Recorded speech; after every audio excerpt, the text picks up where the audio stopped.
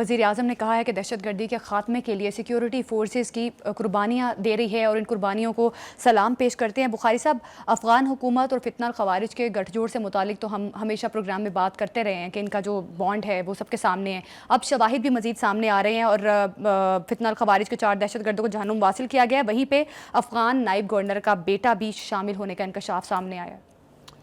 دیکھیے بات یہ ہے کہ ایک طویل عرصے سے ہم افغانستان کی حکومت کو یہ کہنے کی کوشش کر رہے تھے کہ آپ ان کو سہولت کاری مہیا نہ کریں. بالکل.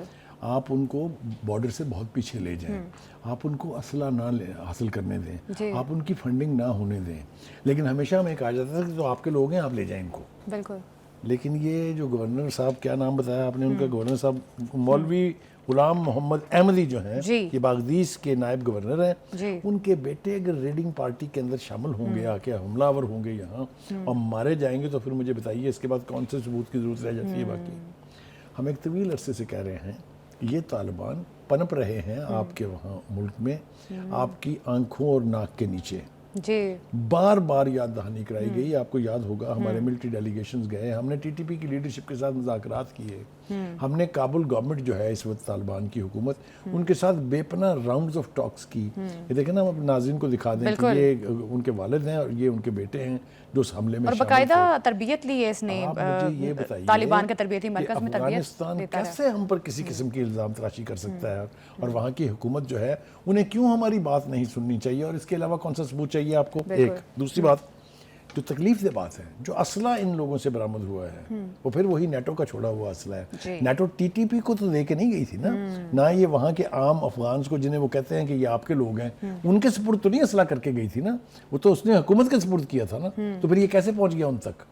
دیکھیں آپ وہ رائفلز کی تصویریں, جو رائفلوں کی تصویریں جو ان سے برآمد ہوئی ہیں, ان کی طرف آپ دیکھیں تو وہ ماڈرن اسلحہ پاکستان کی آرمی کے پاس نہیں ہے. تو کہنے کا مطلب یہ ہے کہ یہ مزید اس قسم کی سہولت کاری اگر جاری رہے گی تو جیسا ہم نے ایک دفعہ ثابت کیا ان لوگوں کو چیز کر کے افغانستان کے اندر جا کے ان کے پختیا پروونس میں ان کا کلا کما کر کے, یہ ہم ریپیٹ کریں گے. ہمارے پاس رائٹ ہے. If you will violate our border, we have every right to chase you and kill you. تو ایک تو یہ بات ہے. دوسری بات یہ ہے کہ وہ صوبہ ایسا ہے KPK, وہاں پہ بھی جہاں پر یہ شرپسند عناصر کو کنٹرول کرنے کی کوشش کی جا رہی ہے. 40 لاکھ افغان ہم نے وہاں رکھے, ان میں سے کچھ تو چلے گئے ہیں لیکن ابھی بڑی تعداد انہی کیمپوں میں ہے. انہی کیمپوں کے غاب میں یہ لوگ چھپ جاتے ہیں, اور انہی کے جو یعنی جو ٹریڈ ہوتی ہے, افغان ٹرانزٹ ٹریڈ, اس کے بیچ میں یہ لوگ اور اسلحہ ادھر منتقل کرتے ہیں. ہر تیسرے دن خبر آ رہی ہوتی ہے کہ ایک کیشے پکڑا گیا آرمز کا, کبھی ٹرکوں میں چھپا ہوا ہے, کبھی بسوں میں چھپا ہوا ہے. یہ ساری صورتحال سب کے سامنے ہے. تو ایک بات تو یہ ہے کہ اس صوبے کی لیڈرشپ جو ہے, یا خاص طور سے حکومت جو ہے صوبائی, اس کو چاہیے کہ گراس روٹ لیول پر چیز کرے ان لوگوں کو, ان کے سلیپر سیلز ختم کرے. وہ لوگ جو وہاں کسی جینون اور ویلڈ ڈاکومنٹ کے بغیر بیٹھے ہیں, ان کو وہاں سے نکال کے واپس ان کے وطن بھیجے یا جیلوں میں بھیجے. کیونکہ جب تک یہ لوگ فریلی گھومتے رہیں گے ان علاقوں میں, یہ صورتحال اسی طرح سے رہے گی. خوشی کی بات یہ ہے کہ, خوشی کی بات تو خیر نہیں کہہ سکتے اس کو, کیونکہ جو لوگ زخمی ہوئے ہیں, جن لوگوں نے شہادت پائی ہے, ان کے ورثاء سے ملنے, ان زخمیوں سے ملنے کے لیے وزیر اعظم صاحب کا وہاں پہنچنا بہت ضروری ہے. کیونکہ وہ لوگ, تبصرہ کرنا بہت آسان ہے, فوج یہ کر رہی ہے, فوج یہ کر رہی ہے, فوج یہ کر رہی ہے.